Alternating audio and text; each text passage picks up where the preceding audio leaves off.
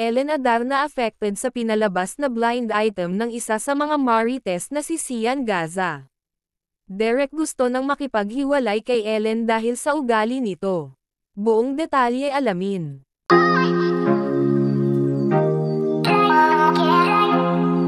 Hanggang ngayon ay hindi malaman ang totoong hiwalayan ng mag-asawa na Derek Ramsey at Ellen Adarna.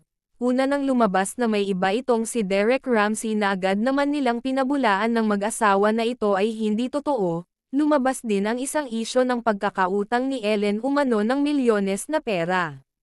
Samot-sari ang mga naging isyo ng kanilang hiwalayan, dahil mismo sila ay ayaw nilang toldokan ang kanilang hiwalayan.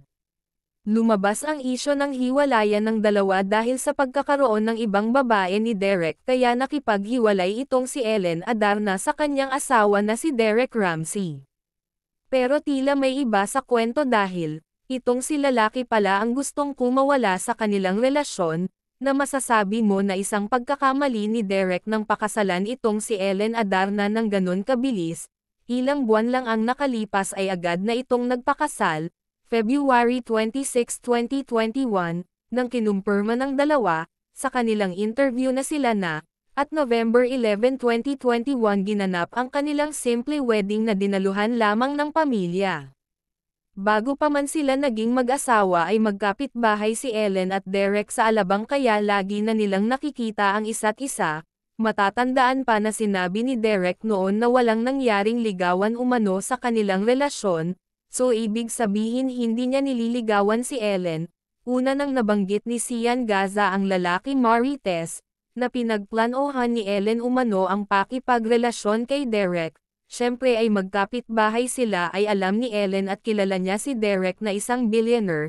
Sabi nga ni Sian, na ito daw ang naging dahilan kaya nakipaghiwalay umano itong si Ellen kay John Lloyd Cruz na ama ng kanyang anak na si Elias Modesto.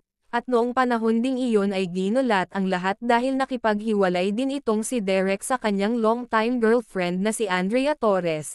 Sabi ni Andrea noon sa kanyang interview, na talagang umiiyak pa, na hindi daw niya alam kung anong dahilan kung bakit hiniwalayan siya ni Derek.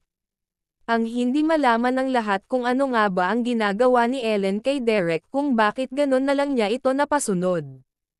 Sa kanilang hiwalayan nga ay todo sa pagtanggi ang dalawa, kahit sila ay hindi na nagsasama sa isang bahay, kahit naman si Derek ay todo ang tanggi nito, pero sabi ng isang source na hindi si Ellen ang gustong kumalas sa kanilang relasyon kundi si Derek mismo ang ayaw na sa kanilang relasyon, kaya hindi ito kinumpirma ng lalaki dahil ayaw ng babae na malaman ng publiko na sila ay hiwalay na. Mukhang ginagamit pa ni Ellen ang kanilang anak ni Derek para hindi ito makipaghiwalay sa kanya, dahil kung sasabihin ni Derek sa publiko na sila ay hiwalay na, ay hindi ito ipapakita ang kanilang anak sa kanya. Sabi pa ni Sian Gaza, na plano lahat ni Ellen na pakasalan umano itong si Derek dahil umano sa billionaire ito, at hindi din ito pinapalampas na magkaroon sila ng anak para malaki ang habol umano nito. Dahil nga ay kasal sila sa Pilipinas ay hindi basta-basta na makipaghiwalay lalong-lalo na kayo ay kasal, mukhang ang anak nga nila ni Derek Ramsey ang naging alas ni Ellen para hindi makawala itong si Derek sa kanya. Sa ngayon ay todo ang tanggi ng dalawang kampo at wala pang pinalabas na confirmation sa dalawa sa totoong dahilan ng kanilang hiwalayan.